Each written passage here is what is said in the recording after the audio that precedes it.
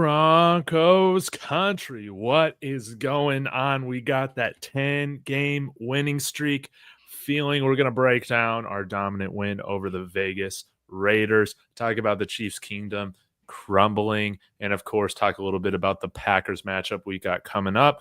Before I get into the intros, I want to say thank you to Kalshi for sponsoring the channel. David Talks Broncos. Use the code DTB. Get yourself a $10 bonus when you deposit 10. And hey, let's make some money on the Broncos beating the Chiefs here in Arrowhead, because that's how I'm feeling about it. So, yeah, this is going to be a great episode. First off, we have to make a warm welcome back to Kodiak.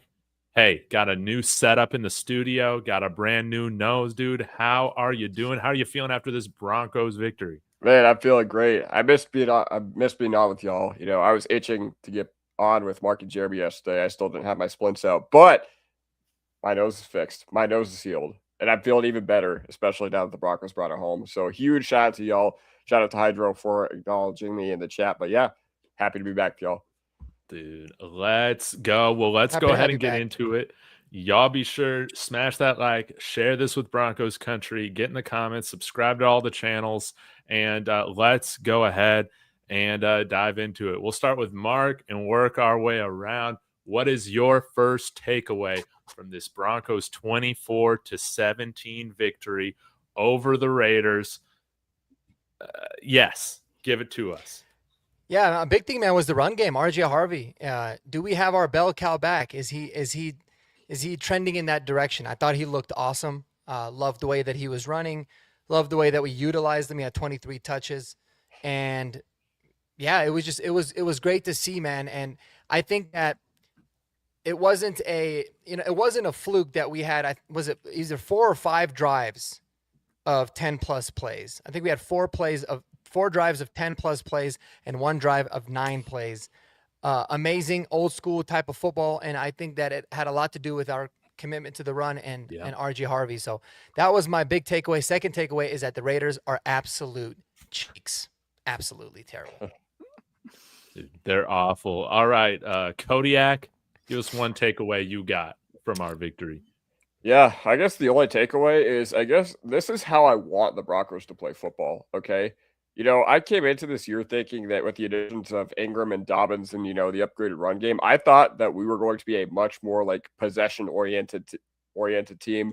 I thought we'd go a lot 3 and out, a lot less on the offensive side of the ball coming into this year. But yesterday, this was a perfect example of what I thought we'd be on offense. We had 2 8-minute drives, 1 10-minute drive.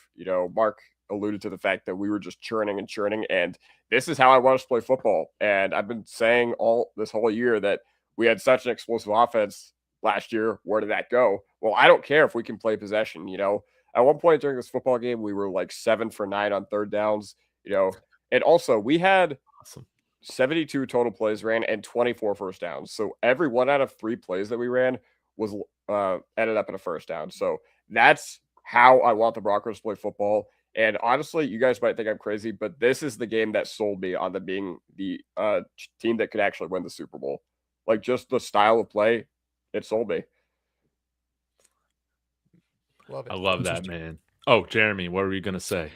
Oh, I was just going to, I said that's interesting. That was the game. To me, my biggest takeaway is that Sean Payton is the governor of the Denver Broncos, and not because he's an elected official or any of that kind of governor, but a governor like you have on your car that doesn't let you go past a certain mile per hour. He's keeping it right now at a certain speed, and he's just like, all right, this we're gonna up until we have to, we're gonna just work on what we need to work on. This is gonna be basically like an organized practice for us. And I mean, that was he could have cranked it up anytime he wanted to yesterday. He did not. He was just like, we are going to slowly choke this team to death. And if we don't need to turn it up, we're not going to. We're going to save it. And that game really proved to me like he's got way more like his fingers on the controls more than I even thought. Man, it was dominant. When was the last time we had 40 minutes of time of possession, man? Maybe it's going I back to the 2015 season. We need a stat guy on here. yeah, I have no idea. I can't even think about that. There's no way the 2015 offense was that good in certain games to where they held the ball for that long. Yeah, I guess that's true, man. But yeah, let's go ahead and get into our stars of the game. You know, the stock up, stock down, all of that. Jeremy, this time let's have you start it off, and we can kind of work our way around. Who's somebody that you want to shout out for either a positive or a negative reason? Yeah, I'll do the low hanging fruit. It's got to be RJ Harvey on that one. We were very concerned and not sure what we had going into a few weeks ago when Dobbins went down, and that was one of those performances. And you could tell early it was that third down where Bo checked it down and he broke a tackle and then picked up a first down that ended up being the first touchdown drive that really set the tone. He ran hard. He didn't try to bounce it outside. He was effective in the pass game. He was effective in the pass protection. He proved yesterday, and we got to see why he was drafted 60th overall and that he can be the guy we hope he can be down the stretch and for this playoff run. Yeah. Dude, how about him?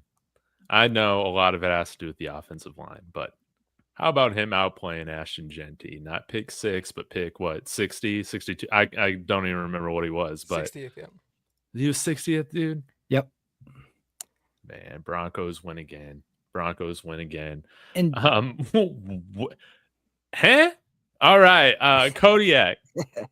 Pause. Where are you going?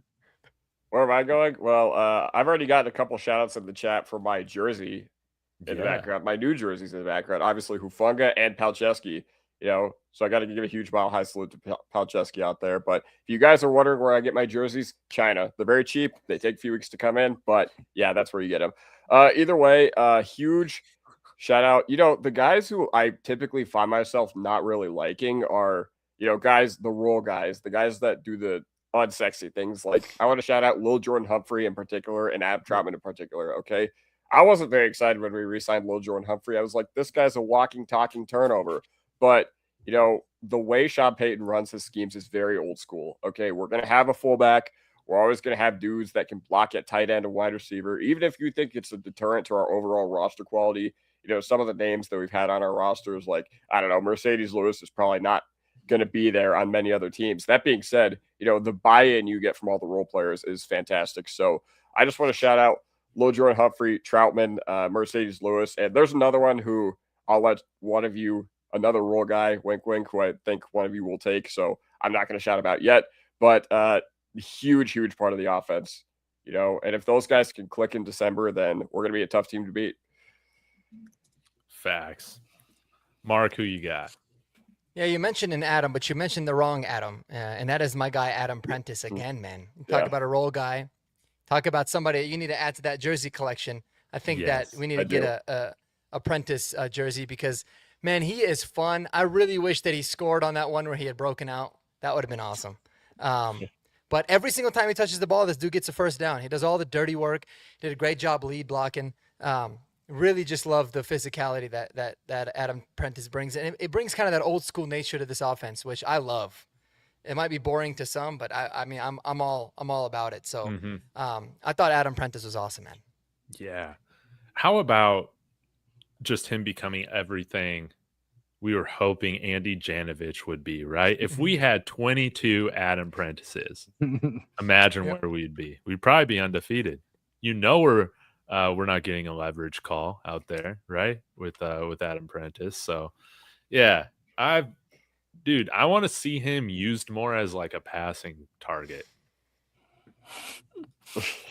He just he reminds me kind of Howard Griffith, right? Back in those days a little bit. Just get him the ball, see what he can do. I guess my stock up, man, I'll leave Bo Nix for somebody else, dude. We only had Crawshaw on there one time. We only punted once the whole game, I believe. But it was a beautiful punt. You'll love to see it. He should be a Pro Bowl punter. He might even be, all pro, depending on how it goes.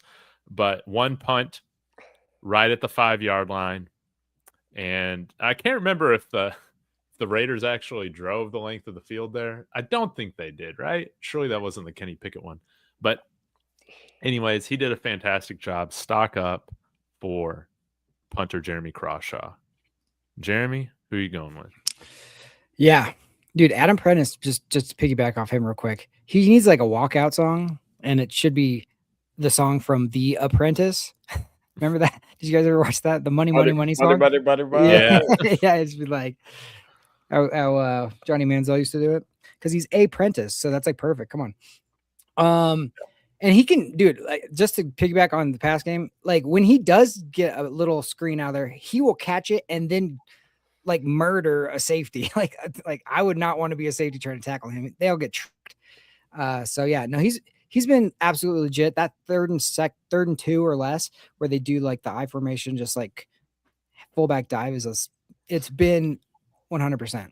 I thought he was going to run that fullback dive for a touchdown yesterday. Dude, I rewatched that. He goes to stiff arm the guy, but he put it out too early, and the guy pushed his hand down, and then he kind of like leaned down and went down. I was like, oh, if he could have just timed it slightly better, there's no way that guy's tackling him. Mm-hmm. All right, you left Bo for somebody else. I'll pick him up. Like he was absolute money yesterday. Like calm, just in control, man. Like that was as smooth as you could get. There was no passes at all that were like, what were you looking at? I mean, what was his pass percentage? It was like 31, 38 or 30, something crazy. He completed 81.6% of his passes. Yeah. I mean, the second rookie to ever have a 10-game or the second time a second-year player or younger has ever had a 10-game winning streak. And that's with a guy named John Elway who did that as well. So, I mean, going on the road and just finding the moment and just meeting the moment, not getting like caught up in a trap game or this is going to be too easy. Like what a great leader and just handling his business, you know? And I like the fact that on that second down at goal, on the first drive, when he could have ran it in and didn't. And then I felt like for Sean to dial up a quarterback run after that, where he scored, and that score was so similar to the one he did in college against CU, because that was the first time I ever saw Bo Nix was when I was watching CU was undefeated, Oregon was undefeated. They met up, and I went to CU. I'm a CU fan, right? But like Bo Nix and the Oregon Ducks absolutely destroyed us on that day, but he had a run in just similar to that. And I was talking to Mark yesterday. Let me ask you guys a question. Does it feel like Sean took that delay a game on purpose? So it was like goal from the 3 just to get it back a little bit so he could run that play, because it felt like a weird delay a game right there. I get what you're saying, because I get it. Like if you ever play Madden or the college football game, like it's hard to play red zone offense inside the 3 and get like the looks you want, especially, but that's more of a thing when it comes to like passing. So I don't know, but I'm curious to hear what the other guys think. Did you notice that, David? I thought it was a good point you brought up yesterday, but Bo did talk about it actually on the post game, and he had just said like it was unfortunate we took a penalty there. It kind of made it a little bit more difficult, so it didn't seem like it was on purpose.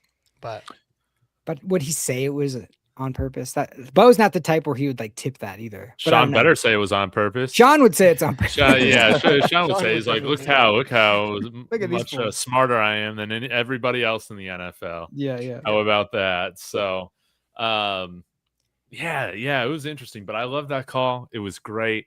Shout out here to Mike Carmelini over at Mile High Monsters. Subscribe to him. But he said the last time the Broncos had the time of possession, like 40 minutes in a game, it was 2013 against the Titans, where we rocking the backfield with Willis McGahee and Noshawn Marino. That was it was Ronnie. Well, that was Ronnie. Or was Ronnie Hillman? Maybe it was Ronnie. I don't know actually, but that was peak Peyton season. Yeah. Oh yeah, McGahee was out of there by 2013. Yeah, so it was Noshawn and maybe a little bit of Ronnie Hillman. Yeah. Man. Thank you, Mike, for that stat. All right, who are we on for stock up? Me. All right. It's interesting from the guys you expect it from, but we literally did not know if this guy was going to play or not. Thursday we got a pretty good scare with Zach Allen, getting on the injury report with a calf strain. And then he just comes in and he just absolutely wrecks the interior of the Raiders. And I'm just like, what? Like, dude, this guy was on the injury report. He was like, was he a DMP or was he limited? I forget on Thursday. You guys probably DMP remember on better than I do. Mm-hmm. Yeah. But, he comes in and he has injured Geno Smith 3 times this year. Dude, that's maybe terrible. 4. He injured him. No. He's injured him 4 times this year because he injured him twice in our first game and then he knocked him out of the game. And then he injured him twice yesterday, once on the hand, once on the shoulder. So obviously it's unfortunate. I think it's funny. Like, it's not funny to see guys get hurt, but it is a funny coincidence. But yeah, huge shout out to Zach Allen. Once again, you expect it from the guys that you expect it from. And injury report on Thursday, no problem. Shows up and does all pro things yesterday. Facts. Mark. Well, firstly, before I get to my stock up, would you guys believe there was actually a leverage penalty just called a little bit ago against? I was Really? wondering. against the I'm like Chargers? keeping my eye Yeah. on it. What It's happened? probably that same official. Yeah, the Chargers were going to kick a field goal, then there was a leverage call, and so they gave him the first down, but then they still settled for a field goal. This game's been an eyesore. Stock up is Marvin Mims, man. The guy's just a stud. All he does is make plays. We need to get him involved in offense more. But I saw something on Twitter. I wanted to shout him out, but I didn't bookmark it like an idiot. But I think he was like the first player, it might have been Mike Carmelini actually. Let me make sure I get it right. But anyways, while I pull that up, Marvin Mims is just, unbelievable punt return. The way he affects the game and is always staying positive too, man, is kind of the coolest thing when it comes to just, he doesn't really get the ball that much, but all he does is make plays every time he does. So you got to love that. But yeah, it was Mike Carmelini. So he said, Marvin Mims has scored a receiving touchdown, obviously 8 of those, a rushing touchdown, a kick return touchdown, and a punt return touchdown, which is obviously super rare. And his average on punt returns is higher than Hall of Famers Devin Hester up to this point in his career. Yeah. So super special player on that. So wanted to give a shout out to Marvin Mims. Another shout out that I have another stock up that I have is the game manager label, because I never understood it. It always drove me crazy. I always talked about how Peyton Manning and Tom Brady were the best game managers ever. And Bo Nix talked about it. He is a game manager. Every quarterback is a game manager. You're either a good one or a bad one. And I think we have a very, very good one because he seems to be able to manage the game super well. Very dumb label. Don't know, why it was ever a thing. I think maybe people were like, oh, you're not flashy or whatever. But the best quarterbacks manage the game well. Anybody in a management position knows that you just have to manage to the situation and make the best out of it. And that's what we got. We got a damn good game manager. So, everyone wants to come up with nicknames. Like Drake May's nickname is Drake May, which is obviously kind of weird. So we should do Bo, game manager, Knicks. I'm good with that. Dude, I love it. Yeah, Mr. Keith coming in here saying, I love that Bo embraced game manager. I'm right there with you, man. When you just manage the game, you're going to have the time of possession. You're going to move the ball. You don't need to put up 35 points, man. You don't need to be doing that every game. So a few more things here. Seth Lloyd said, also stock up JL Skinner. I see 34 on every special teams play. Mm-hmm. He laid down the block for Mims on that touchdown. Prentice and Troutman were also everywhere. This is funny. Bo Nix as the Gary Harris reference. Yes. 82% completion for Bo Nix. Yeah, it was hitting everything in stride. He was in rhythm. And Martin bringing this up, could coach's preference for tall wide receivers be keeping Mims off the field? They very well could. I mean, he likes tall wide receivers, but I got to shout out, man. Got to shout out Cortland Sutton, baby. My DH gate jersey came in. It was awesome. By the way, shout out to Kodiak for the recommendation. They should sponsor you. Yes, we got our favorite Chiefs fan, Zigzag, in the chat. What's up, 6'7", baby? But Cortland Sutton, we targeted him more than Troy Franklin, and our offense continued to move. And I think that was very important. 10 targets, multiple third down conversions. He was great. And I got some more thoughts on the receiving core, I think, like moving forward, but let's continue to just incorporate targets to court, man. He was coming down with pretty much everything. There was one that I thought where PI was going to be called, and he didn't end up catching that, kind of towards the left sideline. But he was great. And I think he should be in striking distance of another 1,000-yard season. So, guys, any other shout outs right now? I know that we've covered kind of most of the bases, but I definitely want to hear y'all if you got more thoughts. Yeah, I got a couple real quick. I just want to say welcome back, Jonah Ellis. I thought he played really hard and played really well. He had been out for a really long time and he brought it. I got a big stock down, and that was like the ref / game clock operator / like whoever measures out like yardage. That game was so infuriating. And another big, we'll put sports betting in there too. Anybody that bet the over of that game or the whatever, like got completely screwed.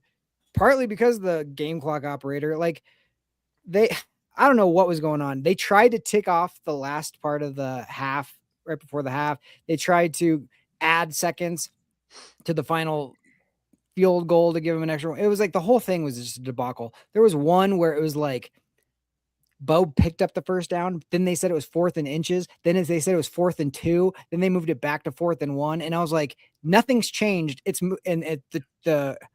changed 4 times. How? So I don't know what was going on with that game, but that was the one frustrating thing. I was just like, can we get just capable people? Who laid on him for like that delay of game call? Brandon Jones. Yeah. Dude, why? The clock was about to run out, dude. It didn't even matter though. Like the fact that if they wouldn't have taken a different angle, it's the video people decided to take a close up and you couldn't really tell what he did. If they would have just stayed wide, every single person who saw that would have been like, that's not anything. It was nothing. I mean, he laid on him for maybe half a second. There was nothing to it. Maybe Brandon Jones had the over. Maybe he did. Yeah. They should investigate because he was like, you know what, screw this. I'm going to delay. Because I mean, it's an annoying call because it's like, dude, they're going to run out of clock anyways. But I think it was the right call. If you're asking me, like, just don't do that. They all do that. Again, very annoying because it looked like we didn't whoop them up like we actually did. Dude. It's the same thing I say about Nick Bonito every year. Every week he does something extra that gets called that shouldn't probably get called, but it does, and it's just like, just don't do it. And that's how I feel about the Jones thing. He just didn't need to. There's no way. I was so annoyed by that. Me too. Whole sequence. And dude, what the hell's up with you, Pete Carroll, kicking the field goal, dude? You're such a loser, man. Dude, he's like Joe Biden. I see all the memes of him as Joe Biden. And I'm like, dude, such a Joe Biden thing. Kick the field goal right there. Dude, just throw for the touchdown, man. He thought the game was tied. That's why. Yeah. He didn't know where he was. Literally. No, but I did want to like mention Brandon Jones because I do have 2 like small stock downs, but I just want to hear what you guys think. Like, I'm not here to rip on these guys because I love both these guys. But Brandon Jones, obviously, he's one of those guys that you just expect high level play and you pretty much just always get it. You know, he's one of those guys that when you don't notice him, it's a good thing. He's like the dictionary definition of that because throughout his time here, you know, besides the picks that he got against Colts and Tampa last year, I'll be watching the games. Then afterwards, I'll be like, oh, Brandon Jones is on our team and he played a good game. But, you know, the fourth quarter, I think he's largely responsible for why that went bad. You know, I saw a lot of people dunking on Riley Moss again. That didn't get touchdown. That wasn't his fault. It was Brandon Jones' fault. Brandon Jones didn't play deep enough. And also, you know, just laying on the guy, yeah, that was odd. That was really odd. But because they were not spotting the ball in 5 seconds, the game was over. Okay, so stupid. You touch Trey Tucker down in bounds. They are not spotting the ball, you know, 40 yards up the field in 6 seconds. But another guy that I wanted to mention is like Troy Franklin. Like, holy cow, man. This guy's like Riley Moss, but the offensive version. Okay, I don't mind the bobble play because that was honestly just a really good hit by the Raiders defender that was well timed or whatever. But the one where Troy Franklin had that like hit him in either the chest or the face mask, I feel like there's one of those like every week. And once again, I love Troy Franklin. I think, we obviously had big expectations for him coming into the year, but sometimes there's road bumps, and sometimes, once again, you talk about quarterback development not being linear this year with Bo Nix. Wide receiver development's not linear either, especially one you took in the 4th round. So, yeah, but I just want to hear your thoughts about that in general, that situation. He's like the first wide receiver I've seen in a long time that's better at catching with his chest than his hands. And I'm like, stop letting it, just catch it with your hands, dude. I'm like, keep preaching, like, catch it with your hands and bring it in. Every time he tries to catch it with his hands, it's like drop, miss. If he catches it with his chest, for some reason, he's catching those. Like the bobble play was an unbelievable way to like hold on to that. And I don't know how they friggin' figured that out. But if they have an ability to take something away from us, they will. But like, yeah, it's like, how do you miss the easy ones and make the hard ones? But dude, Pat Bryant needs to be getting more targets than him moving forward. And yeah, Troy can still develop. I'm not out on Troy, but I'm out on him being our number one option, being our number one targeted guy game after game. Like, I'm out on that. I think that right now he should probably profile to be that number 3 wide receiver for us. And yeah, I wouldn't mind seeing a little bit more Pat Bryant on the outside. And Mark, I'm curious if you feel that way too with how he played. I think Pat Bryant should get the most targets of anybody at this point. I mean, because at one point, Troy Franklin had the most targets on the team. That doesn't make any sense. All Pat Bryant does is make plays, make life for Cortland Sutton and Evan Ingram and everyone a lot easier. So yeah, I'm all for that. In terms of Brandon Jones, I thought I was pretty down on him as a stock down. A stock down that I have too is Pat Surtain. I mean, let's be honest, he hasn't really been very good since he's come back from injury. So I'm hoping that it's just that, or it's rusty, but he hasn't really seemed like himself. Crazy amount of penalties that he's been drawing. Kind of looks a little bit hesitant still. And you can make the argument that since he's come back, this defense hasn't been as good. Obviously, I don't think it's his fault, but I'd like to see Pat Surtain turn back into the Pat Surtain that we know, because I felt like he's been a little bit disappointing. But overall, yeah. I mean, there's not really too many other stock downs that I can think of. I got one tiny one.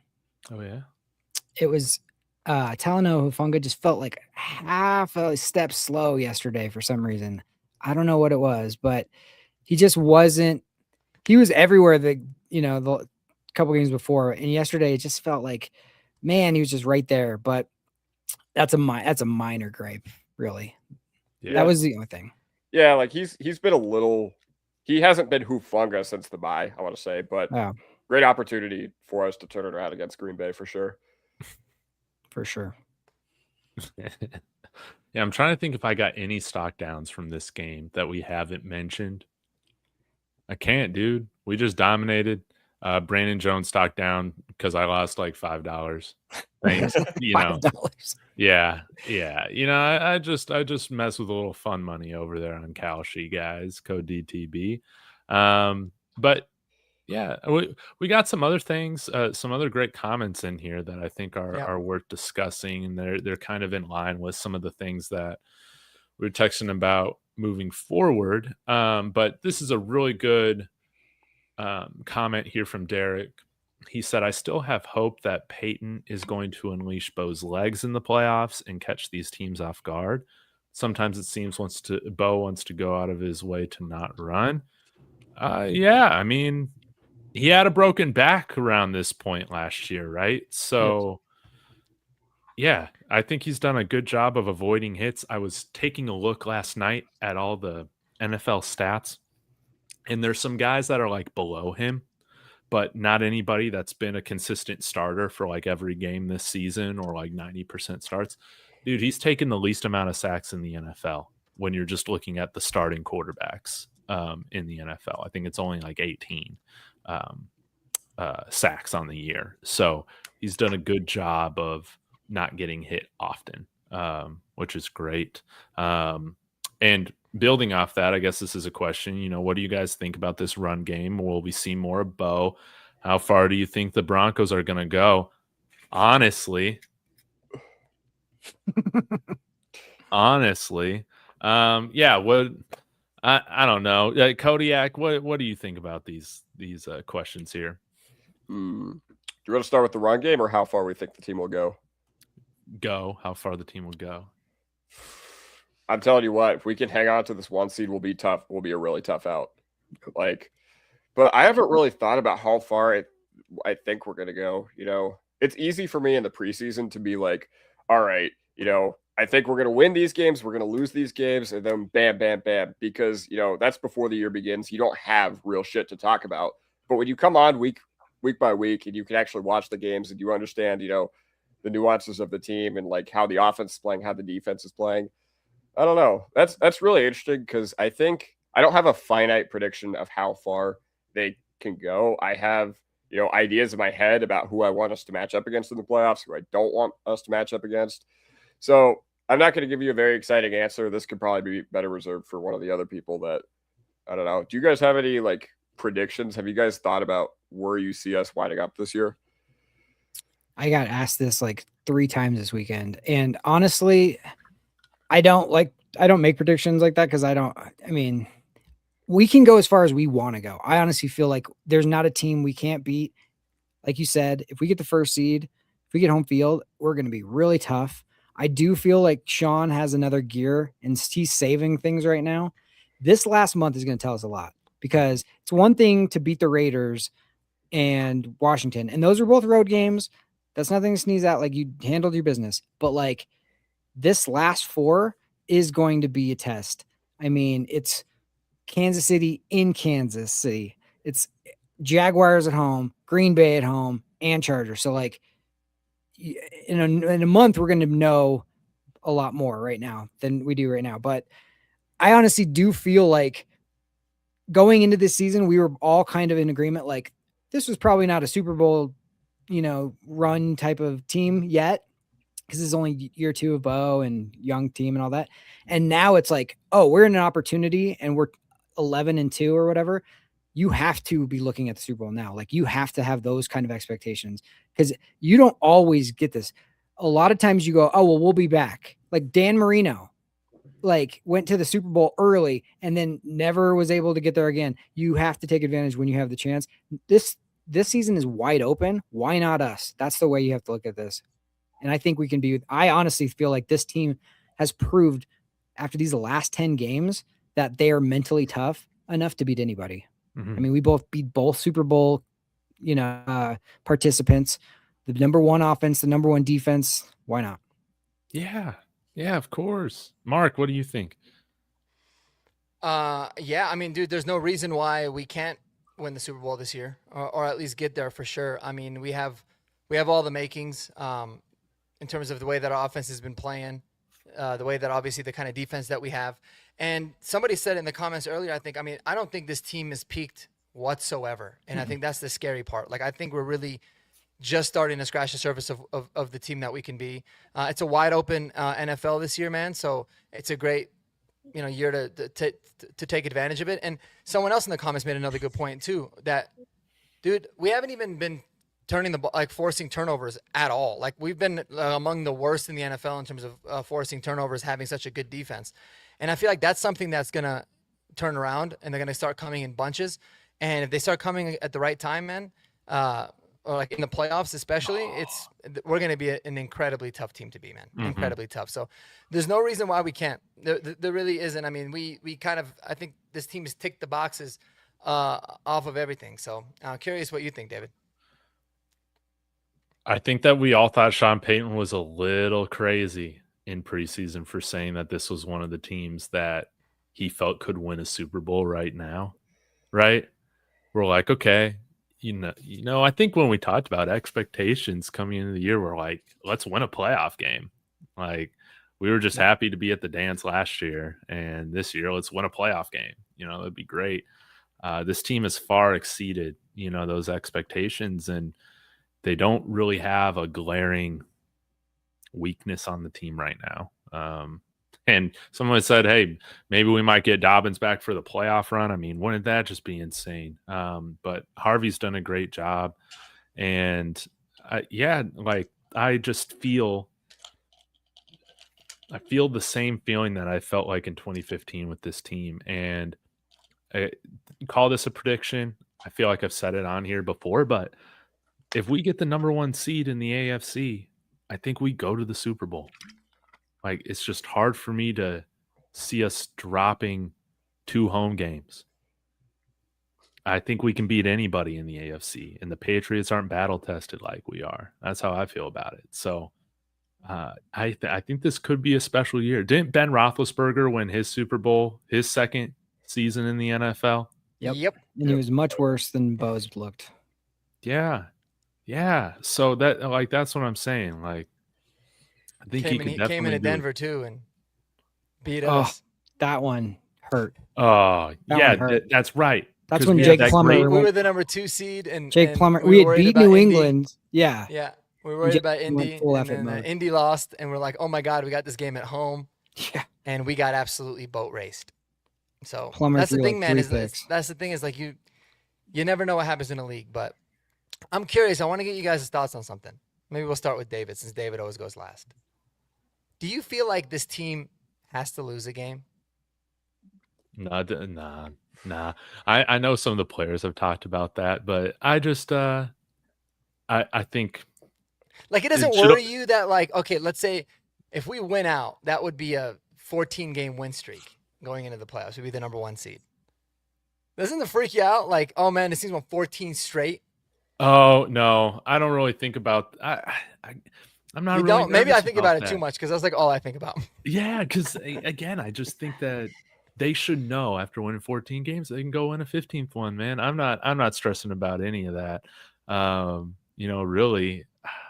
Now, if we lose, I guess I will moving forward. I'll care about it, but I think because we win in different ways too, it makes me a little bit less nervous about that. Like in 2013, when we won all those games, you kind of knew the formula that we kind of had to play with.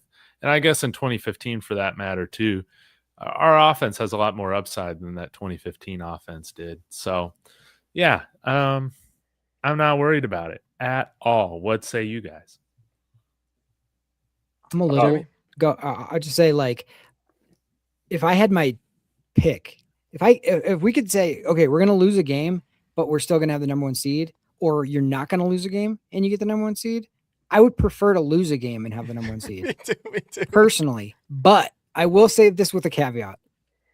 Normally, when you win 10 games in a row, and at that point it would be 14 in a row, you would be so freaking hyped by everybody and your mom about how great you are that's what I wouldn't want.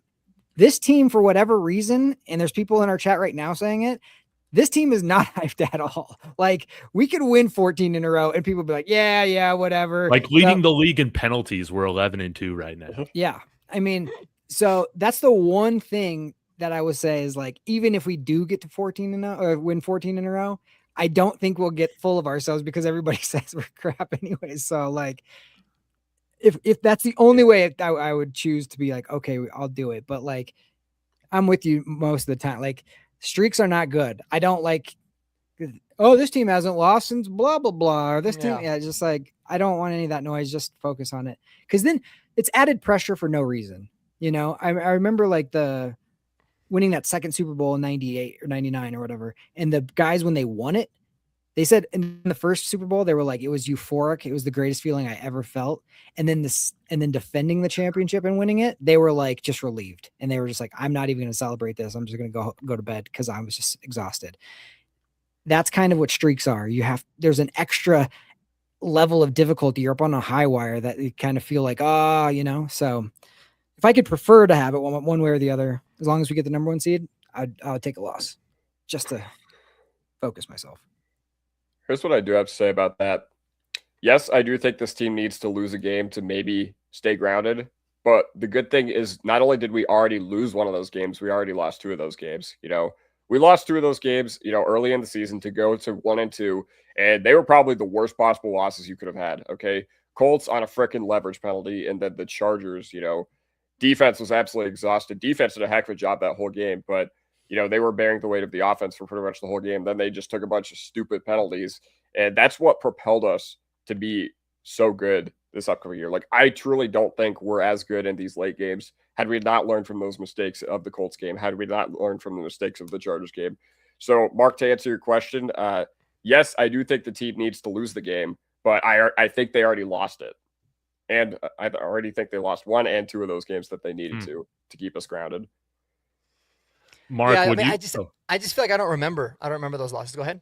Yeah, I was gonna ask you, would you rather the team lose a game and have to play New England on the road, or be the number 2 seed and play a wild card weekend, or would you rather have them just win out and let's say the Broncos and Patriots just win out,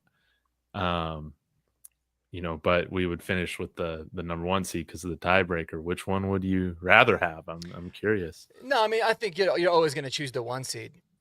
Anytime you sorry, I really needed Lad McConkey to catch a football. I was like kind of panicking. If Endoplasmic is in here, he knows why. Sorry, that was like totally bad. But anyways, he finally did. So, no, I think you always choose the number 1 seed regardless of streak because you're playing 50% less games. It's a massive. It means a lot. And the thing is like, I don't know, man. This could obviously be me just like overthinking a lot, right? Because the only real season the Broncos had, aside from 1998 when we had a huge streak, but I think we even lost late in the year. We did because we went 13-0, right, or 12-0. They were talking about a perfect season. We ended up losing 2 games late in the year, and that kind of like reinvigorated the team. So not even that year. The only year that we went into the playoffs on a big time streak was in 2012, and then we lost to Baltimore in the first game. And so maybe I'm just scarred by that. I don't know how history works with a lot of teams like that in terms of like the ones that go in, super hot. Like, I even remember like the 16-0 Patriots, in the playoffs, man. They ended up winning the 2 games and going to the Super Bowl. Obviously, they lost that one, but they didn't even look good then. It's like it's a big burden to carry. And even though we have playoff experience from last year, it's way different this year, dude. Way different. Because what really, like last year, it was like we were playing with house money. There was no pressure on us. Yeah. This year, it's going to be, there's a lot of pressure, like a lot. And so that's kind of the thing for me. But I don't think we're going to win out anyways. I think it's just an unbelievably tough schedule. In an ideal world, man, someone said, I think too, in an ideal world, like we got the number 1 seed locked up after week 17. The week 18 game is the game that we unleash all the backups, man. That's a nice Jarrett Stidham game. Stiddy. And, maybe the Chargers got a lot to play for and they beat us fine. And you just regroup and you go that way. But I don't know. I get weird and like superstitious about those kinds of things. So that's why I wanted to ask. I love That's a good question. Martin saying we sound like that SNL skit years ago with the Bears guys. Yeah. Bears. Talking about losing, man. That's so funny. Yeah. Minimum okay. 8, Pete. Yeah. I love those guys. I got a question for you guys, though. I texted about it. Dude, is the Chiefs' kingdom crumbling? And is Broncos country going to reign the AFC West? I put out this reel. Thank you, Mark, for commenting on it. I definitely want to get your thoughts more on just the state of the AFC West and the AFC in general. But, man, Mahomes is kind of looking a little old, man. He doesn't necessarily have that same mobility. I know he might be hurt, but sometimes, man, those injuries can catch up with you. Dude, he completed like 41% of his passes last night, throwing hospital balls all over the place, just getting his guys concussed, laying out interceptions. Thank you to everybody who trolled some of the Chiefs shows with me. That was a lot of fun, Kodiak. But dude, like I'm really feeling like this team is set up to go on a nice run in the division. And Bo Nix, he's just better than Patrick Mahomes right now. It's a strange conversation that people don't want to have, is that Patrick Mahomes is playing awful football, man. And I think he is one of the main reasons why they haven't been able to close these games out in the fourth quarter. He just hasn't been good. So, I'm curious what y'all think about that. I don't know, man. Like, it's a lot of fun, like shitting on the Chiefs, obviously, after all the years that they got to be able to do the same to us and the dominant. So, I mean, I'm enjoying it. I love seeing them be terrible. But I think in reality, like if you take the emotion out of it, the real reason that well, first of all, you have to understand that like every team, every dynasty has a moment where they just kind of fall off a cliff. I mean, you look at the first dynasty of the Patriots, they kind of were, I mean, they were still making playoffs, so they were still decent, but they really didn't do anything for like a decade until they ended up winning again and then having a couple more, another dynasty after that. The thing about it is like, I think Patrick Mahomes is absolutely pressing. He's definitely not playing well, but man, dude, his offensive line is horrible. And I think it just goes to show that like, it really doesn't matter who the quarterback is. If you are terrible on the offensive line in terms of protection, you're just not. You're gonna be set up to get killed and not look good. And in addition to that, like he's got decent weapons, but Travis Kelce looks like he's just thinking about Taylor Swift the entire game. Literally, like he's just not at all locked in. So it's a big transition year, and I'm gonna enjoy the hell out of it. I'm gonna troll as much as I can, but yeah, I mean, I just don't think. I don't think I'm ready to just like bury them moving forward. But what is nice, I will say this, what is really nice is that the fear factor that the Chiefs used to cause teams is just not there anymore. And I remember that happening with Brady the first time. Like everyone was like, man, I don't want to play the Patriots. And then we were like, who cares? Like it's the Patriots for a long time until they ended up having another one. So that's really big too. But man, as we've seen, like people in the teams in the NFL can turn it around. And they've played a lot more football than everyone else over the last 3-4 years. Mm-hmm. I sound like I'm defending them, so maybe this is like a good other side of the story to have. And in addition to that, too, man, like they've consistently had, because they're finished first in the division, the hardest schedule, like the most difficult. They're always playing the best teams, so that goes into it as well. So yeah, they've been bad this year. It's awesome, I love it, but I'm not ready to like jump to conclusions about Pat Mahomes being done quite yet, because it wouldn't surprise me, and I hope to God I'm wrong, but it wouldn't surprise me if he played at a high level for another decade. Yeah. No, I think you're right. Like on a lot of things, Mark, like they are down to their like third, fourth string offensive lineman at pretty much every position. I think Humphrey is the only one that's still like not injured. That's an actual starter on their offensive line. But I mean, the Chiefs, they're not what they once were offensively, but they haven't been since like 2022. Okay. 2023 and 2024, that was not the Chiefs offense that we were used to seeing. And while, yeah, it's cool to see them regress, like, I don't know, if this continues into next year, then we'll revisit this conversation and we can, happily whatever. But yeah, it's just years of poor drafting. It's years of, just a lot of things. I think they just don't have that same fire anymore. It's a lot of things that's finally catching up to them. So, yeah, I don't know. I don't think Mahomes specifically is like done. I think anybody who, tried to put him in legacy arguments, like, I don't know. A lot of people I've seen on Twitter have said that Mahomes is the GOAT. He's the most talented to ever play football. Get out of here. You should be banished from legacy arguments if you actually believe that. But, I don't know. I'm just not ready to say they're done yet. Like you, Mark, if this continues into 2026, then whatever. We'll revisit it, but let's see how everything shakes out. Yeah, no, for sure. They had two things that always was going for them, which is like, and this is what the Patriots had too, is that lore of just like, oh, we got to do something crazy to beat this team, so we're going to do something, and then they end up doing something stupid and just handing it to them. That's what, like, so many teams did the Patriots. People did that to Kansas City. And they, like, let's just be honest, the Chiefs' kingdom was built on like the biggest house of cards of like refs help I've ever seen in my life. And so like once that one card got pulled, the whole thing came down, in my opinion. And Patrick Mahomes is a great quarterback. He's a great football player. Andy Reid is a fantastic coach. Everybody seems to love him. His mustache is gross, but other than that, he seems like a great guy.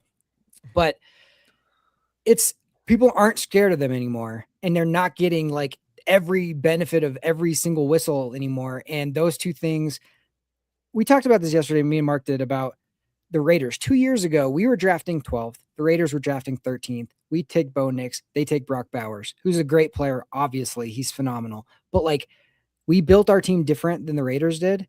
We built it inside, then out, and we didn't go for the sexy positions and like all these.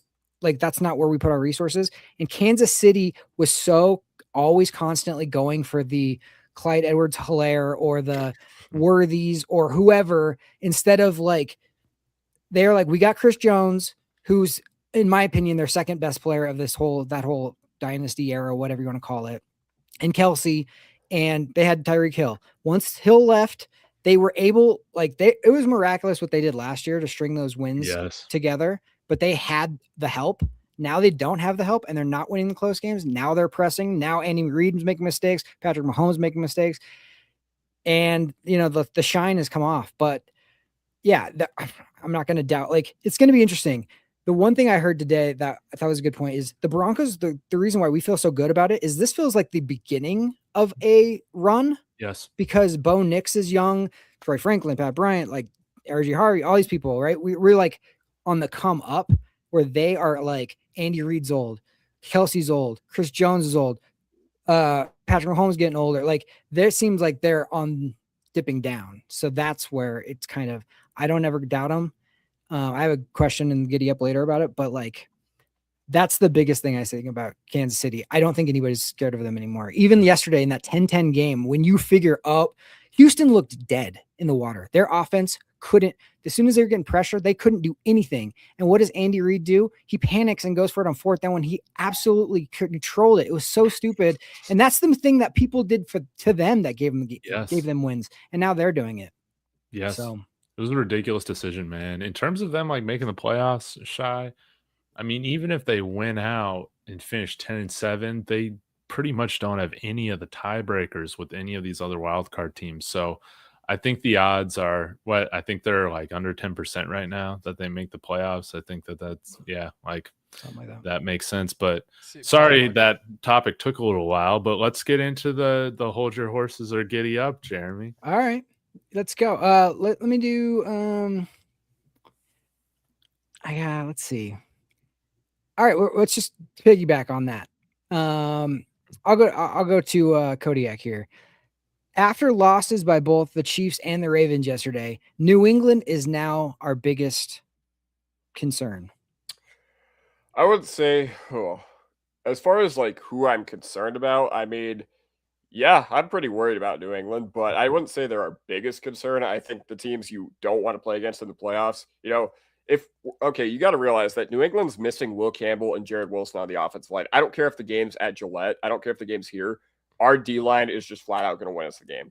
That's just the reality of the situation, especially if those guys are not healthy by the time we play them, if we do end up playing them. So I wouldn't say that yet. I know they're on a pretty good run, but A, they're not battle-tested. B, they're not winning the Super Bowl.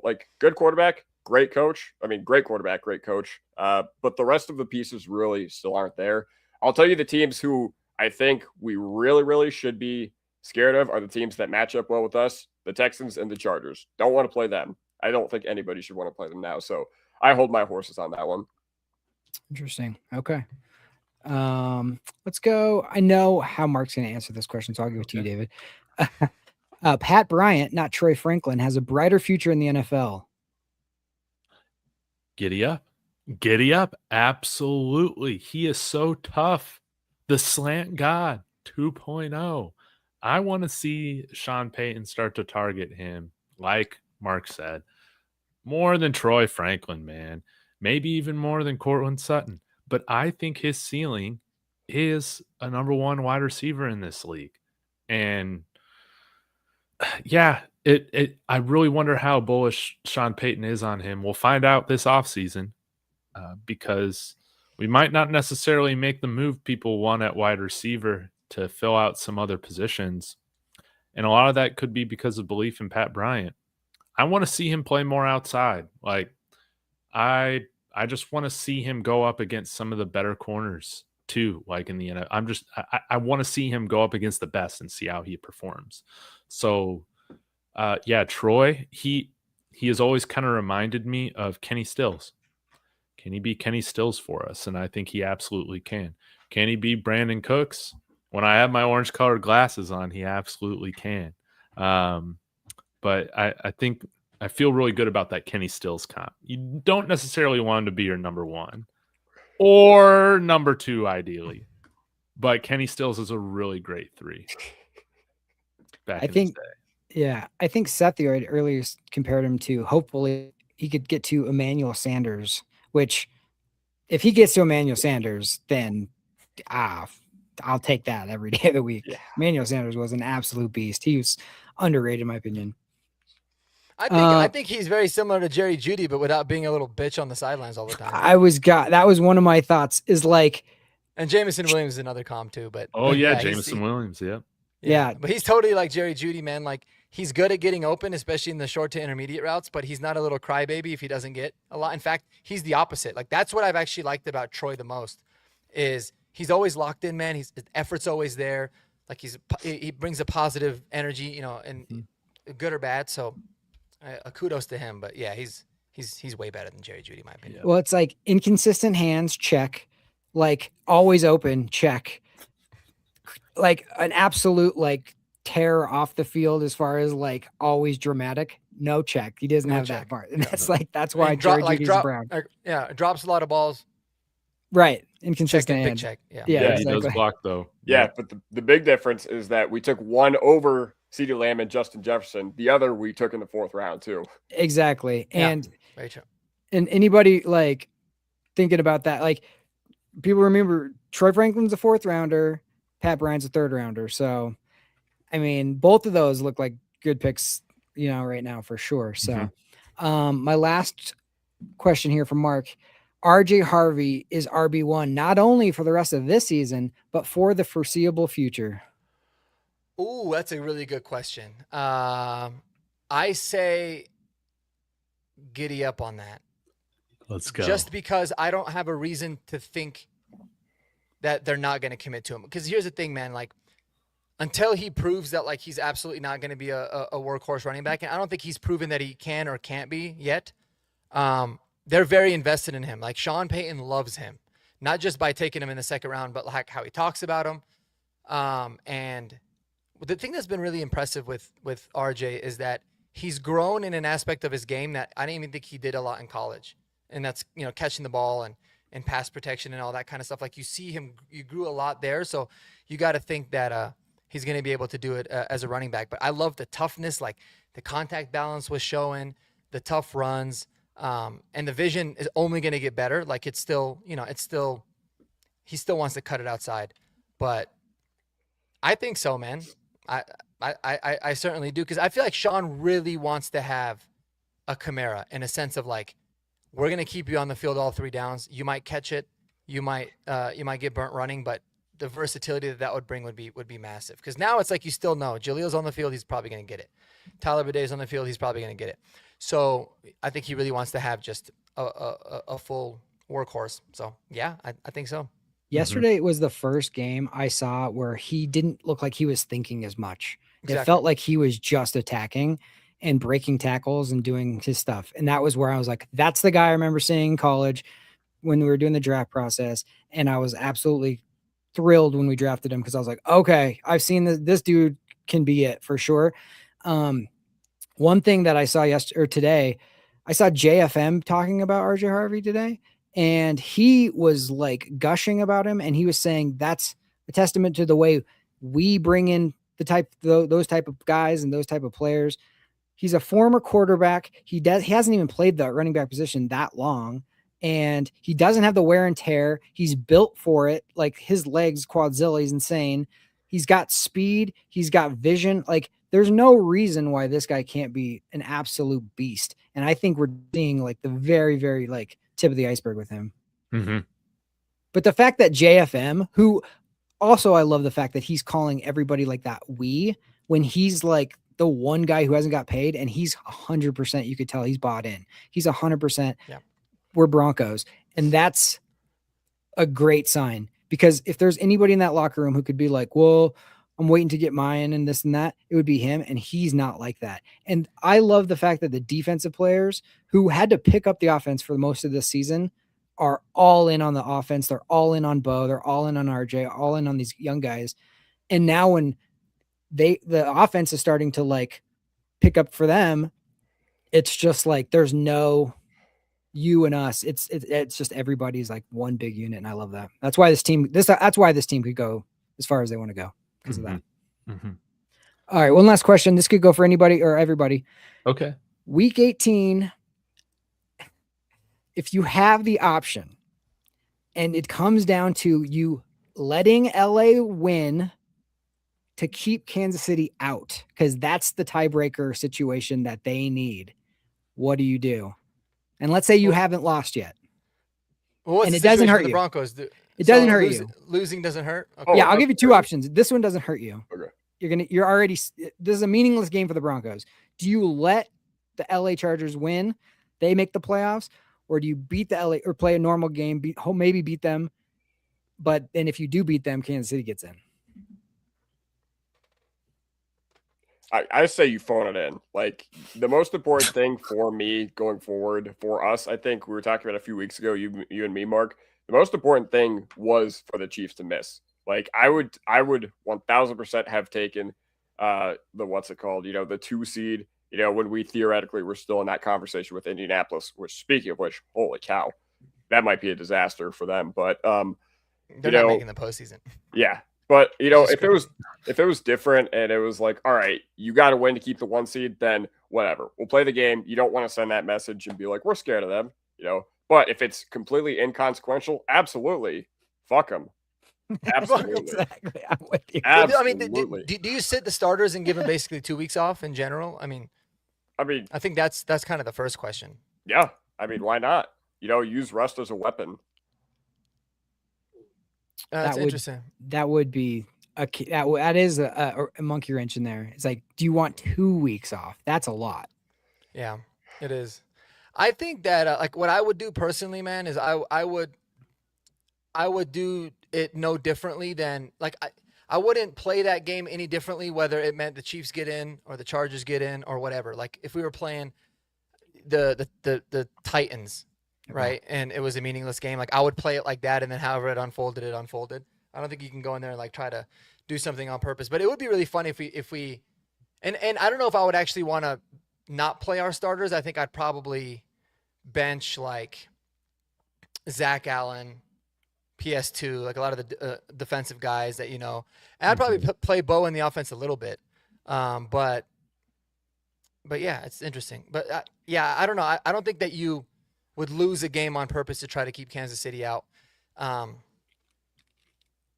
Especially, I don't know. It was funny because earlier, Kodiak, you had said that the teams that you were worried about were the Texans and the Chargers. Yep. I'm surprised that you said the Chargers, because the Chargers right now, with the way that their offensive line is beat up, it looks like it's going to remain beat up. Like, yeah, I think personnel-wise, that is a good. I mean, personnel-wise, it's a good matchup for us, but we have struggled a lot against the Chargers. Yeah. Like, the the skin and bones, just the way that team is built. It's built to counteract how we've built our team. Okay. Yeah. And I know they don't have Slater. I know they don't have Alt, but we saw it week 3.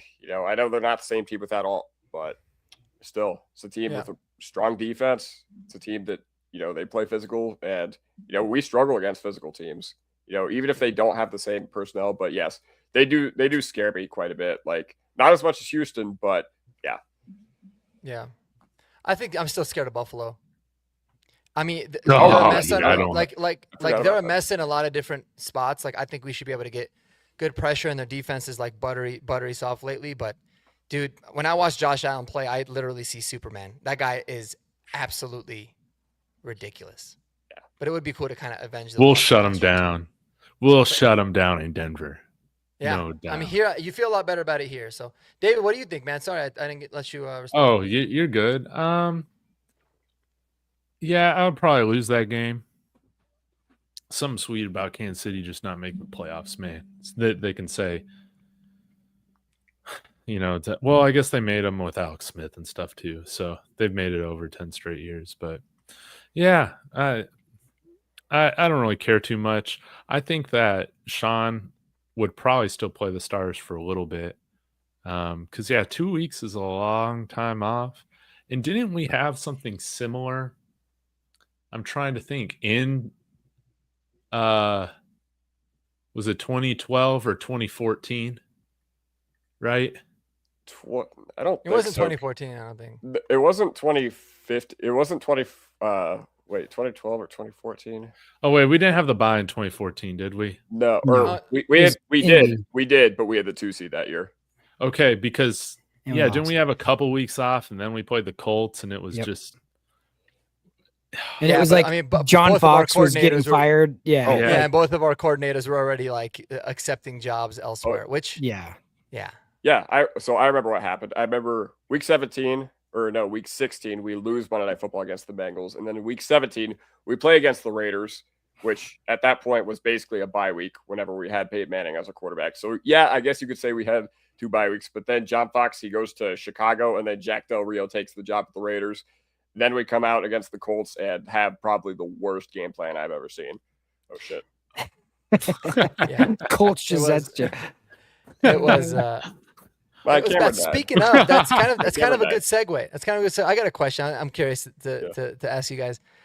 If Vance Joseph is getting job interviews and it's during the playoffs and you were Sean Payton, would you tell him no, you got to wait until after the season? I would Because hope I think Vance, it's bullshit. I think it's bullshit. Like, I think the NFL needs to implement a rule to where coaches cannot interview until the seasons are done. Like, would if love you that. hire a Punished coach for in it. in January versus the second week of February, it's not going to be a big deal. But they're Um, but here's the thing, they're always all about like trying to get the bad teams good and the good teams bad. Like they want like everybody like, always doing this. So they're like, you're punishing the bad teams for like not being able to get their stuff in order and they're having to wait for it. Like I know what you're saying and I agree with you. Like it screws up But teams as that soon are as that like makes going sense, for it. because it's like, okay, then so you're saying like if I don't know, the Titans were like they were to like almost get first dibs essentially, but like there Right. might be a lot of coaches that are like, I don't want to freaking coach the Titans anyways, and then it ends up being or you end up just kind of like settling. I don't know. I think it's terrible, but I'm curious. I'm curious what you guys think about that, because that's one thing that I was really happy we didn't have to worry about last year, Yeah. and I was hoping that we wouldn't need to. Well, hopefully we don't. Hopefully we just give him a nice raise, make him our third assistant head coach or whatever it is, and Yeah. keep everybody here. If Sean Payton's making 20 mil, you can pay Vance Joseph 6 or 7 or whatever those guys are making. I almost get the vibe. I almost get the vibe that VJ kind of really like he loves it here. Oh, I for mean, sure. it's home for him. Yeah. And I feel like unless it was the perfect situation for him, I don't think he would just like take another job. I think he realized that like if you go to a bad organization, you're in a bad position, like you're going to fail as a head coach. So maybe he's one of those guys that's like, again, unless it's a perfect situation that would make the most amount of sense for him, Yep.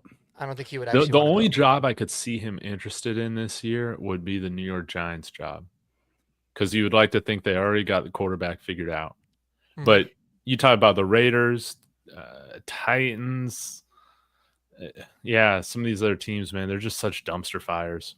Don't you think Why? the Giants would pick like an offensive coach though? Like for I think they Denver? should. Yeah. I think they But should. like I think, with the idea of, having Neighbors and Dart and Scadaboo or whatever, you kind of already got the nuts and bolts of your offense figured out. So why not just try to, unlock the guys on the defensive side of the ball and rebuild the culture there? Because they have talent on the defensive side of the ball. They just can't do anything. Abdul Carter's falling asleep in meetings, right? Yeah, Well, exactly. The other team that resides in New Jersey had also like high like weapons for them, and they absolutely wasted them year after year because they didn't know what to do with it. So That's true. it's, I don't know. Like to me, it's like when Sean came in and he drafts Bo, like now we're like the offensive coaches get swallowed up. Like even if you get a good offensive coordinator who like helps Dart and does all that stuff, he's gone. And now you're having to constantly like refill that role. Where if you have an offensive head coach, that he's not going anywhere, and then you can kind of. Mm-hmm. So that's I what love I'm the thinking. offensive head coach philosophy. That's what I always prefer. But I think again, Davis Webb, his connection to the Giants franchise, I think maybe you could, if you're Vance Joseph, you try and sell him on, I'll get this defense operating like an elite defense, and Davis Webb is going to unlock this Giants offense.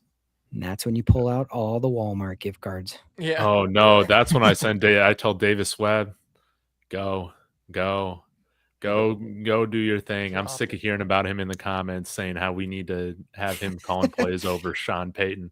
I'm so sick of that. So go. He's been great Davis though. Webb. Yeah, I love Davis Webb. Yeah. But Mark, I realized I didn't answer your question. I don't think you want to screw over someone and be like, hey, you can't interview until whatever. But, it's kind of a balance because you're not screwing over someone by like telling them, hey, you can't do this until whatever. But, they want to get their coaches, they want to get their new regimes in the building as quick as possible. I get it. Like if I were the Titans, I'd want to hire the dude as soon as I possibly could to start looking, more time for trying to turn your franchise around, more time for draft prep, more time for free agency. But so there's just kind of got to be a balance. Like I don't think Shanahan blew the Super Bowl in 2017 or because he knew he had that 49ers job. I don't think that was on his mind leading up to the Super Bowl. I think it was like, all right. He did blow it, but well, yes, that's true. I don't think he like, but he didn't need to. Yeah. Sorry, the perks are kicking in.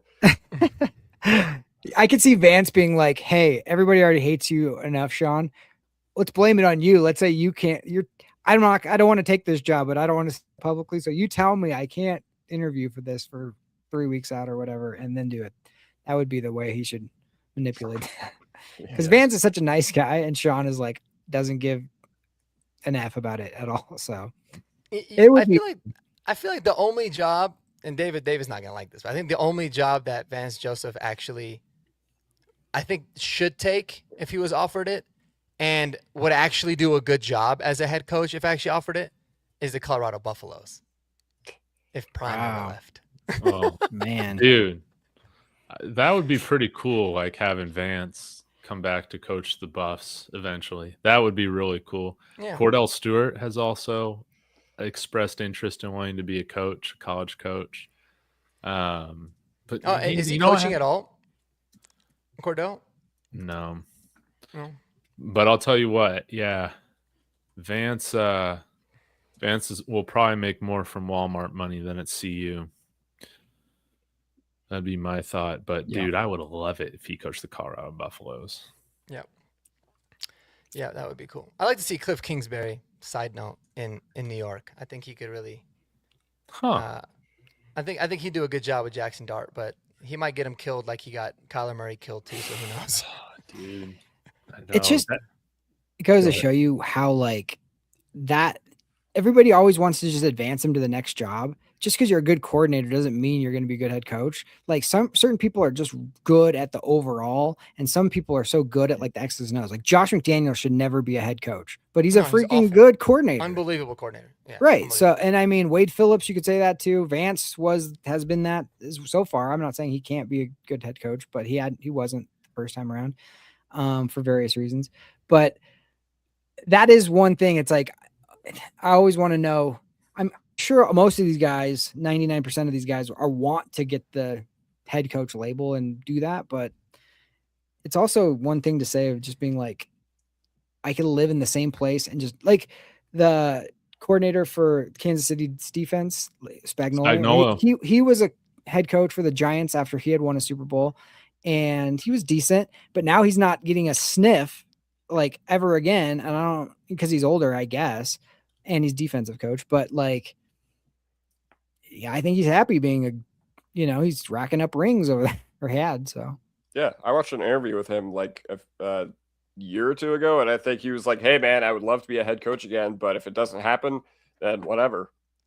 Yeah I like what Seth Lloyd's saying with this. Not gonna lie, I've always liked Vance, but he grew up under Wade Phillips. He should carve his legacy creating the best defense the league has seen. Yeah, I like that. Yep, I agree. I'd be a big fan. I would definitely be a big fan. Yeah, Eagles up with 2 minutes left, guys. I don't know if you're keeping track of this, but this has been a disastrous game. We've had Jalen Hurts throw 3 interceptions, lost a fumble. I think Herbert's thrown an interception and lost a fumble. Herbert sacked 7 times. Just crazy. Sounds like somebody's regressing. Jalen Hurts made history tonight, though. Did you see that? The history he made? Jalen Hurts made history tonight. He's the only player, since they kept track of stats, that threw a pick and lost a fumble in the same play. Holy cow. Oh, he threw a pick and lost a fumble. He threw a pick. The guy that picked him off fumbled, and he picked it up, and he started running, and then he fumbled. Oh, my gosh. I need to find that. And then the Chargers got it back.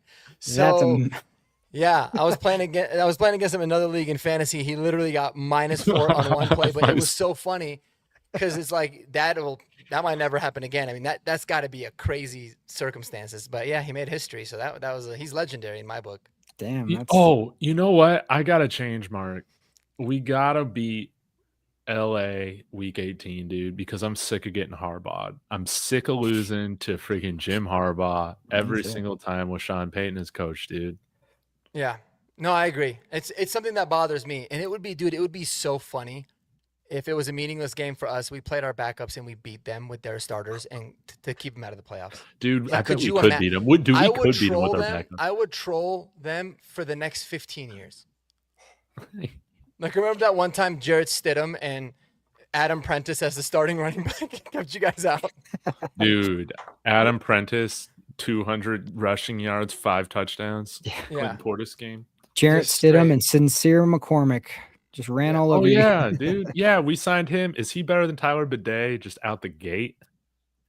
Sincere No, McCormick? but he Yeah. had some pretty good games. Like, He's a actually pretty had good some running pretty back. decent, good games. Like, if you look at it, but he's small. Some people were thinking he's going to be a big back. He's another Jaleel type, but No, or he's Harvey. RJ. He's RJ. he's size. RJ's. Yeah, he's RJ's size. Yeah. So he could spell RJ. If these guys, if our offensive line ends up really figuring out how to block for this, like for that type, McCormick could be a great like change of pace, like come in and give you the exact same style if RJ needs to get spelled. So Yeah. I think that's a smart move.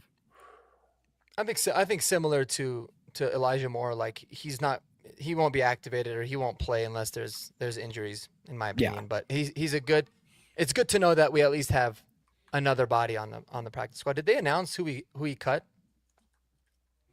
Oh, I didn't see. Dude, did we cut the corner? Reese Taylor? No, Reese is on No, the he 53. played. I Yeah. don't Didn't he know. play No, yesterday? he's still. Oh, he was he's still on the inactive 53. yesterday. Oh, yeah. I just don't know who they took off of the Oh, off practice the squad. practice squad? But instead of Reese, they cut Wallow. Yeah, brought that's Wallow what it back was. down They to waived practice Garrett squad. Wallow. What if they cut Caleb Lohner? Well, they They already just cut him. off the practice squad. No, Wait, was he? Yeah, he's on the practice squad. Oh yeah, Yeah. but what if they cut him from the practice squad to make room for Sincere Oh, McCormick? yeah, no, That would be, piss me off. yeah, that would be annoying. That would be really annoying, actually. This guy's a Plays in a project. draft pick. You're seeing this shit through, bro. You hit the bong when you made this pick. You're seeing it through, dude. I don't care. That's right. Now, do you think if it was week 18, we already are in the playoffs, let's say we're solidified in our position, and the Chargers are probably going to make it, like, we can't really keep them out if we beat them. Do you think Sean would not give them anything, just play super vanilla everything? That way, if we see them in the playoffs, you got something for them? Or do you think that they already know us so well that you don't even need to do that? Good question. I don't know. Yeah, it'd probably just be vanilla stuff. Yeah. Yeah. I mean, you throw up some stuff, but ultimately it's a division game. Like, they're going to know your tendencies pretty well anyway. So, yeah, I don't know. I just have this sneaking suspicion. I could be totally wrong, but I just have this feeling Sean has like, he's just constantly like, ooh, that worked really well. Okay, I'm just going to keep that. He actually has Like, some good trick plays thought of that. He well, just hasn't called yet. not necessarily trick plays. He's trying everyone that doesn't work so far, but I just feel like every time, sometimes like we get, up tempo's going good. Oh, we're doing that. Worked every single. Okay, let's just hold on. Let's put that over here. We're not going to do For that sure. anymore. Like, I just have this feeling he's got like the last 20 minutes of practice. He's like, okay, these are the plays we're saving for the playoffs. Like, I don't know why, but I think that there's a lot of looks. Like, dude, like all the fullback dives were given Apprentice, the little leak outs were given Apprentice. Like, those are purposeful things where it's like he's gonna have some plays come off of those. So don't be surprised if you see like a fake fullback dive or something, or Dude. a fake dump out. But I don't know if he's Dude, gonna change up a whole. Dude, they got no answers, dude, when A.T. Perry gets put on the field. And I have no answers for him. this wouldn't be a No. horsepower hour if his name went on. Dude, the it No, would be dude. funny though. It would be funny if like they ended up deactivating Lil Jordan Humphrey for this game, like they did Estime last year in the playoffs, and they elevated and activated A.T. Perry, and he just that was the secret weapon. It would be like this show would go absolutely viral, absolutely viral. Yeah. Imagine, We'd be able to retire off an A.T. Perry legacy game. Yeah. didn't Bidet get 2 touches in that playoff game too? Imagine A.T. Perry gets like, I don't know. Dude, if he gets 1 touch, dude. Yeah, we're freaking imagine out. he gets like imagine he catches a touchdown. Oh my Dude. God, to win the game, bro. Like, Dude, Mercedes Lewis, he'll be active, right? Maybe. I guess hopefully we get Atkins back, but dude, Mercedes Lewis touchdown. It's got to happen. He hasn't scored touchdowns since 2023. I was thinking they were going to call one up in the red zone for him. I was hoping. Yesterday. I was But thinking they at the would. very least, week 18, you go and get Mercedes Lewis and A.T. Perry their touchdowns because that's what's needed to unlock the Super Bowl. Yeah. Or Well, touchdowns from both those guys. That would make sense. remember Shanahan, he Mhm. saved like Howard Griffin till the Super Bowl. He got like 2 touchdowns in the Super Bowl, and then he like made a huge play to get us into the he was Super Bowl the huge. year before. Like he was primarily a block the whole time, and then he gave him his stuff in the biggest moment. So that was pretty cool. Yeah. I could see him doing that. The one play yesterday where I was upset at Troutman, and then I like thought about it for 2 seconds, and I was like, never mind, is when he got completely like rolled by Max Crosby. And then I was just like, come on, Troutman, block somebody in your life. And then I'm like, Troutman's never blocking Max Crosby. You should never even been in that position. I know. And then they threw Mercedes Lewis. Yeah, Yeah, then they threw Mercedes Lewis. Strong arms. They literally show him on the thing, and he's just holding him like, "What are you gonna go?" I know it felt like a lot of the Sick. times it felt like the Raiders were very jumpy at the line of scrimmage, like trying to bat a lot of balls. And I remember I'd see our guys just go like this to their defensive linemen all game long, like put them into air jail. It's totally true. Little kitty cat. Jail. I want. The Oh, cat's like this. The cat's like, Yeah. what bugging did I out. do? Last week, I want to say like that one play that we were shouting out to Evan Ingram, that one in overtime where he took it and got 41 yards or whatever. I want to just the one little bit of that was awesome by Bo is not only did he like change the play to that and wait for it, but he threw it over 2 defenders, and that was a play that was the type of a throw that had been getting batted down all season long. And he's made that adjustment. And I forgot to make that little point, but that's one thing that I've noticed is they haven't had as many batted balls in the last few weeks, which that's another thing about Bo Nix is like, he's definitely works on his stuff. You know, the feet look better. That looks better. That's what you got to love about that kind of guy. Stays off social media. Yep. Except for horsepower. He's watching that. Yes. Well, we know Sean Payton watches Horsepower Hour. That's right. That's the only reason A.T. Perry's in the doghouse right now. Those internet shows, man. You guys love your internet shows, don't you? Dude, right. He's like, Herbert almost took that sack right there. That would have been disastrous. Are you guys watching this, man? Never Yeah. bad. Oh, yes. One thing I never mentioned throughout this entire hour, 23 minutes, is Sean Payton today said, we need to get Marvin Mims involved more on the offensive side of the ball. First thing I responded to that tweet with was, you could have literally copied and pasted that quote from any Sean Payton presser like over the past 3 years. Like, I'm sorry, dude. yeah. Say But this the fact every that- week for 3 The years. fact that he said it, I guarantee you 10 touches from Marvin Mims this upcoming week. Mm, 10, and then that's it, just to like shut everyone up, kind of get ahead of it, and go right back to it. Oh, That would be man. nice. He gonna feed him. That would be nice. All right, guys. Do we think the Chargers make this kick? Oh, shoot. Is it coming down to this? 4th and 1, 12 Horsepower seconds hour left. extra. Are they down 2 still? They're down we got 3. Oh, Do they're I down think they 3. make this kick? Yeah, Cameron Dickers nails, dude. Like, I hope I He's- cursed him, he's but nails, he's so good, man. But he's a Charger. He's nails, but I was about to say, don't underestimate their ability to charger. How Yeah, yeah. far I of a think, kick I, would it think be? I personally think it goes right down the middle. 46 ahead of me. night hash, and y'all see that? And his pipe game down the middle. Yep, As I right said. down the middle. We got OT. Overtime. Well, Oh, one little thing about the Packers upcoming. I just want to say we are stacked with the Packers playing the Bears, then us, then the Bears, which is like, and they're battling it out. gauntlet. Yeah, but they're like battling it out for first place. So it's like, is this like, are we an 11-2 trap game? Like, you know what I mean? Like they have to worry about next week, and they adjust. They can't show what they want to show for next week on us either, because it's like they're so worried about the division. That's more important than this game is. So like, I just thought that was an interesting way the schedule was kind of hit. Yeah. I think we win. But the Packers are a good team, obviously. But I'm just not going to pick us to lose a game out, really at all right now. And Jordan Love is not better than Bo Nix. No, he's not. And Agreed. and we should be able to stop Micah Parsons. That's how I feel about it, dude. It's Josh Jacobs that scares me. When's the last time Josh Jacobs? Dude, hasn't that played guy well owns against us. Yeah. He literally is like LaDainian Tomlinson was to us growing up. Every time he plays us, he kills us.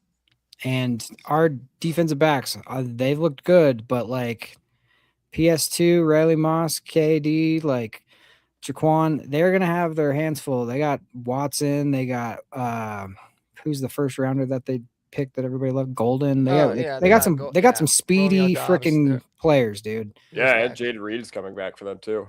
Yeah.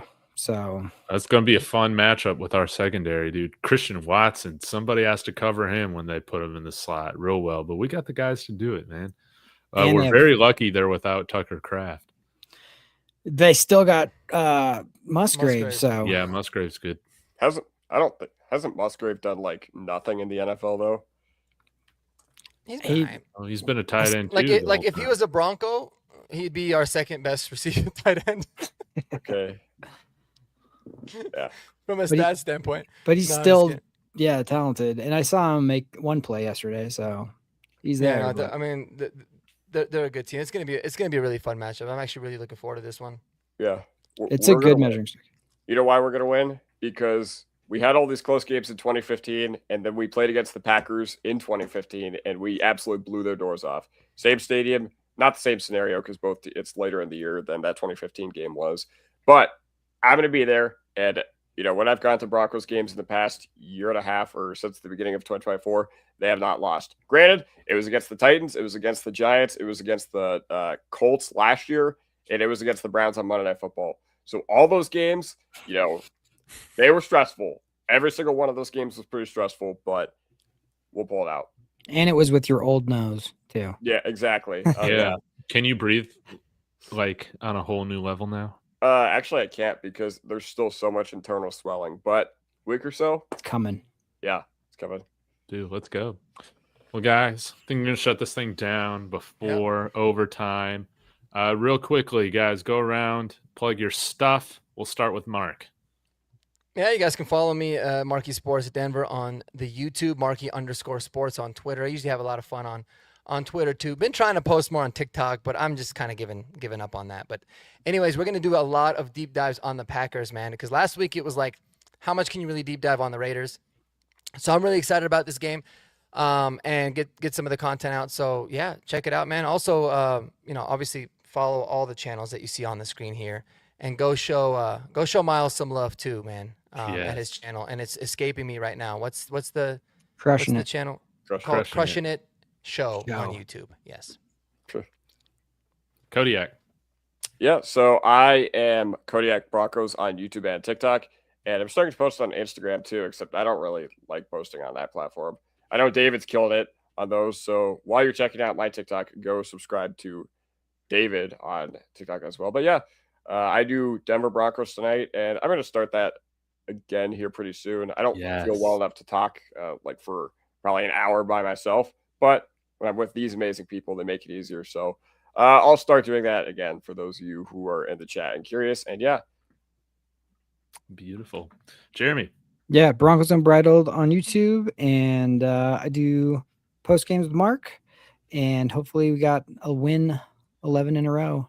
That would be fantastic. I would love the Packers at home. The fact that we haven't lost at home in a long time, we got the Mile High magic back. Yeah. Like that's the thing I have always known growing up is like you come to Mile High, you're take home, the L with you or whatever. But let's keep that going. So, dude, no doubt about it. Guys, please subscribe to all my friends. Links in the description, all of them. If you haven't subscribed to David Talks Broncos, what are you doing? Get in here. And, we're on our way to overtaking the world domination with Horsepower Hour, guys. So thank you so much for joining in. And hopefully we'll be back to talk tomorrow or next Monday after the Broncos hopefully get their 11th straight victory. Until then, go Broncos. Broncos. Peace.